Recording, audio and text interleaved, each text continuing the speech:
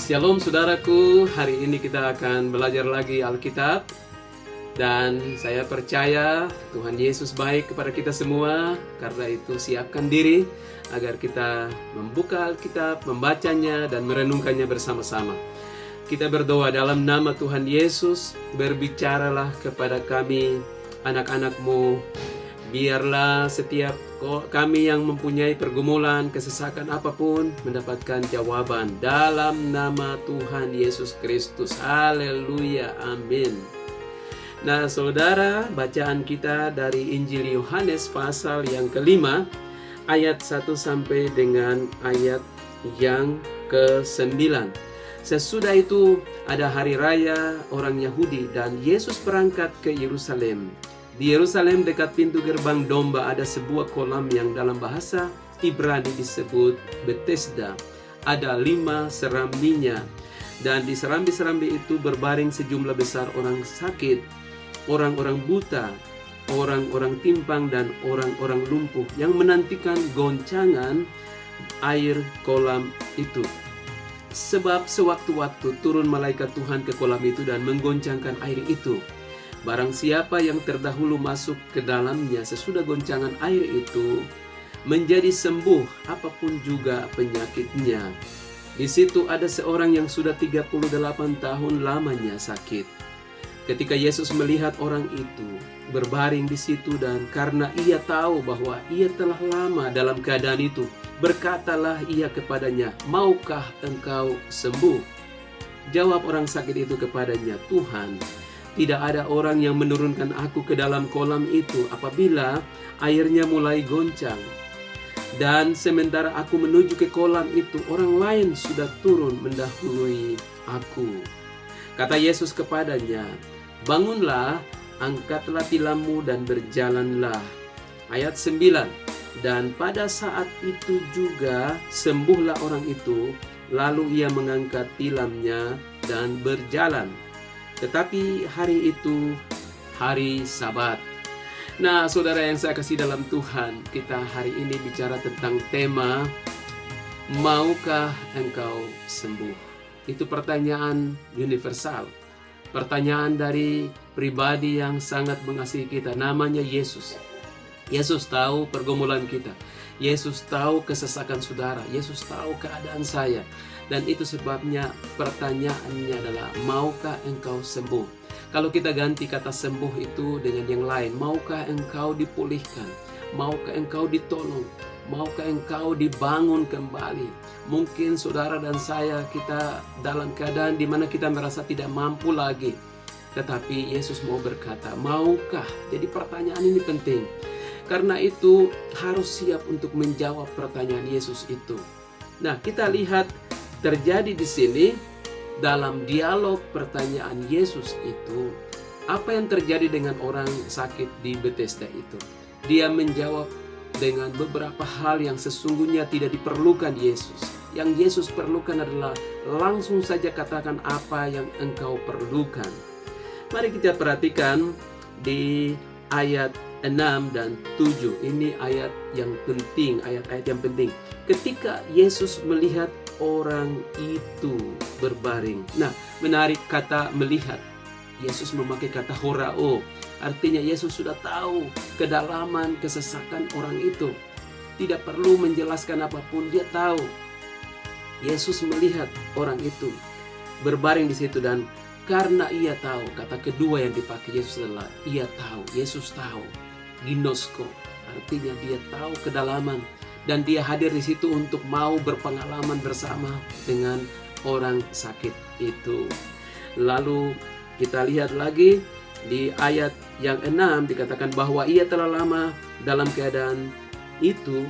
Berkatalah ia, yang berkata ini Yesus, berkatalah ia kepadanya, maukah engkau sembuh? Kata berkatalah itu dipakai kata legon. Artinya maukah ditolong? Saya katakan apa adanya sekarang, maukah ditolong? Itu kata-kata Yesus. Nah, jawaban daripada orang sakit itu menarik sekali, tetapi juga sekaligus menunjukkan keadaan kita. Kadang-kadang kita memerlukan pertolongan Tuhan, tetapi Tuhan mau supaya kita to the point, kita sampaikan apa adanya, tidak usah menjelaskan apapun karena dia tahu. Tetapi yang sering terjadi kita menggunakan akal kita fokus kepada hal-hal yang tidak penting sama sekali. Itu sebabnya Yesus mau supaya kita katakan apa adanya. Inilah jawaban daripada orang sakit di Bethesda itu. Di ayat 7, jawab orang sakit itu kepadanya, Tuhan, tidak ada orang yang menurunkan aku ke dalam kolam itu apabila airnya mulai goncang.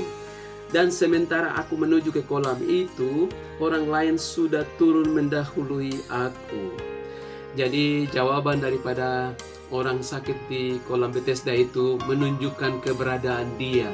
Ini bukan soal sakit jasmani saja, tetapi sakit dalam bidang yang lain. Roh, jiwa, tubuhnya mengalami gangguan, mengalami kesakitan. Ya, kita bisa tahu karena 38 tahun dia ada di dalam keadaan itu. Secara ekonomi kalau dia punya keuangan yang cukup, dia bisa biayai, tetapi pasti 38 tahun sudah menghabiskan seluruh harta benda kekayaannya. Bahkan mungkin keluarganya sudah berkata, tidak ada lagi jalan keluar. Satu-satunya jalan adalah pergi ke kolam Bethesda itu. Kata orang di sana, ada satu mujizat kalau malaikat Tuhan turun dan menggoncangkan air. Siapa tahu di sana kau bisa dapat kesembuhan. Itu sebabnya dia ada di alamat itu. Itulah tempat tinggal dia. Orang itu 38 tahun menjadi anggota dari lingkungan Bethesda itu. Saudara yang saya kasih dalam Tuhan, hari ini kita juga mungkin tidak ada di kolam Bethesda. Tetapi tahukah saudara, kita juga punya tempat-tempat di mana kita juga menunggu pertolongan Tuhan. Mungkin di dalam keluarga saudara, di dalam pekerjaan saudara, atau di tempat di mana usaha saudara sedang dikembangkan. Dan ternyata di situ tidak ada jawaban yang pasti. Alkitab berkata di dalam ayat 4, sebab sewaktu-waktu turun malaikat Tuhan ke kolam itu. Sewaktu-waktu, tidak pasti. Bagaimana orang menantikan sesuatu yang pasti, tetapi yang dikatakan di sini adalah sewaktu-waktu, tidak menentu. Saya mau ingatkan kita semua bahwa orang-orang yang ada di kolam Bethesda berharap kepada sesuatu yang tidak pasti. Hari ini kita harus percaya kepada sesuatu yang pasti. Dan Yesus mau tunjukkan kepada orang sakit di kolam Bethesda itu. Dia katakan, tidak peduli berapa tahun kau sakit, 38 tahun tidak apa-apa. Saya ada di sini untuk menolongmu hari itu. Maka Yesus langsung bertanya kepada orang sakit di kolam Bethesda itu, maukah engkau sembuh? Yesus tidak bertanya hal lain, bagaimana keadaanmu dan seterusnya. Tidak penting karena dia Maha tahu. Dan dia hanya mau orang sakit di kolam Bethesda itu menjawab. Nah, yang menarik adalah Yesus hanya pilih satu orang itu. Kita tidak tahu keterangan bagaimana, apakah orang yang dipilih ini karena dia lebih menderita dari yang lain. Saya percaya bahwa Tuhan Maha tahu, ada alasannya. Yesus fokus kepada orang yang sakit selama 38 tahun itu. Tahukah saudara, Yesus mengerti keadaanmu. Mungkin hari ini saudara berkata, oh saya juga sudah lama sekali menderita. Penderitaan roh, jiwa, dan tubuh. Penderitaan rohani adalah penderitaan di mana hubungan dengan Tuhan terputus karena apa? Ada dosa yang menghalangi, yang memotong tali hubungan dengan sorga. Hari ini ada kabar baik, Yesus ada di sini untuk memulihkan itu. Mungkin jiwa, secara jiwa, pikiran, perasaan, keinginan-keinginan seringkali mengalami goncangan, kekacauan. Rasanya ingin emosi terus marah dan putus asa, gampang sekali khawatir, mendengar berita ini, berita itu, menjadi bimbang sekali. Saya mau sampaikan bahwa hari ini Yesus ada di sini dan dia berkata, maukah engkau sembuh? Maukah engkau ditolong? Maukah engkau keluar dari bebanmu? Dan itulah yang penting sekali untuk kita di hari ini.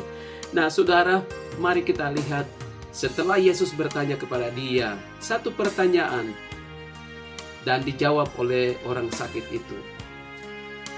Di ayat yang ke-7, orang sakit itu menjawab, Tuhan, tidak ada orang yang menurunkan aku ke dalam kolam itu. Hal pertama, dia menyalahkan orang lain. Dia berkata, Tuhan, tidak ada orang. Saudaraku, jangan bergantung kepada orang. Kalau kita bergantung kepada orang, pasti kita akan berkata seperti orang sakit di kolam Bethesda. Dia tidak bantu saya, dia tidak tolong saya, makanya saya begini terus. hari ini dengar baik-baik. Tuhan Yesus ada di sini dan Yesus mau supaya bergantung kepada Dia. Dia berkata, maukah engkau sembuh? Jadi keterangan atau jawaban pertama dari orang sakit 38 tahun itu salah.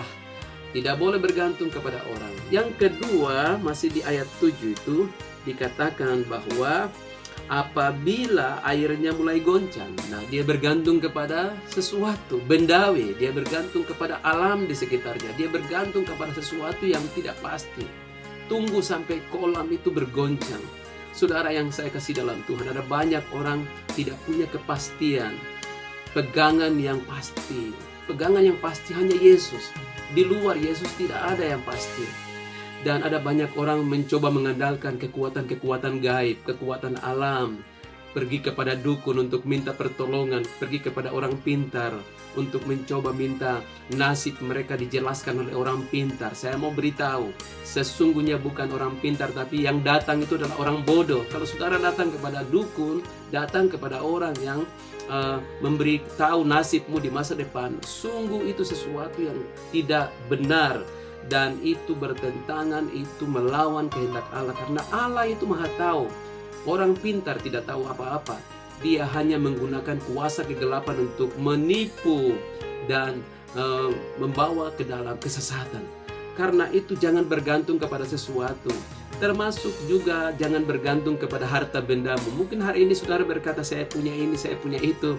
Oh, saya mau sampaikan, semua itu akan berlalu.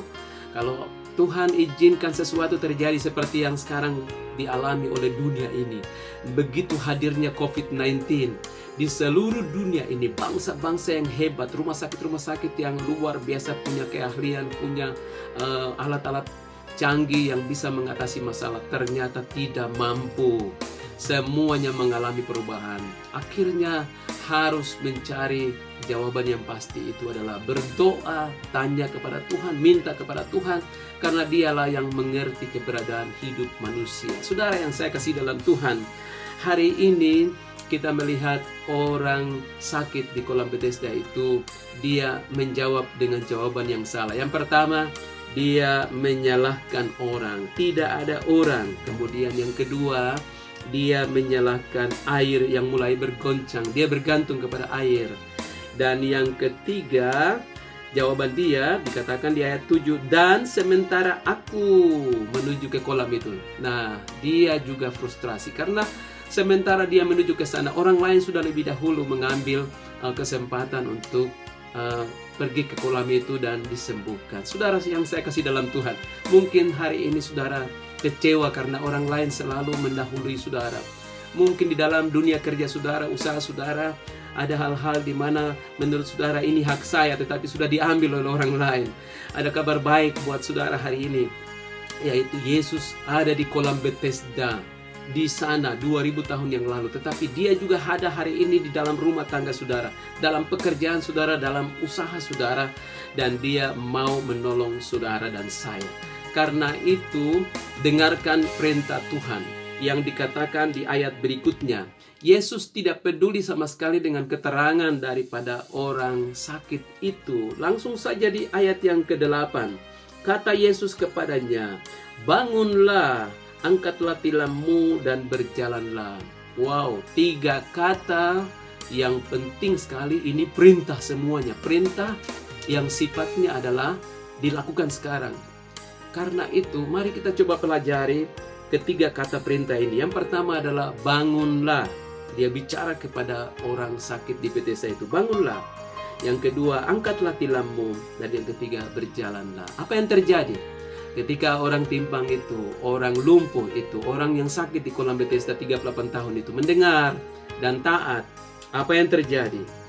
Ayat 9 dikatakan di sana, dan pada saat itu juga sembuhlah orang itu. Lalu ia mengangkat tilamnya dan berjalan. Luar biasa. Kalau kita mendengar perintah Tuhan dan kita lakukan, pasti mujizat terjadi. Kata sembuh yang dipakai adalah kata hugies, artinya sembuh secara roh, jiwa, dan tubuhnya.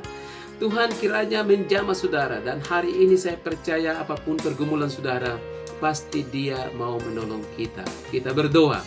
Dalam nama Yesus saya berdoa untuk setiap pemirsa yang menyaksikan acara ini. Dalam nama Yesus dijamah Tuhan dan sembuh. Haleluya. Amin. Tuhan memberkati. Sampai jumpa lagi.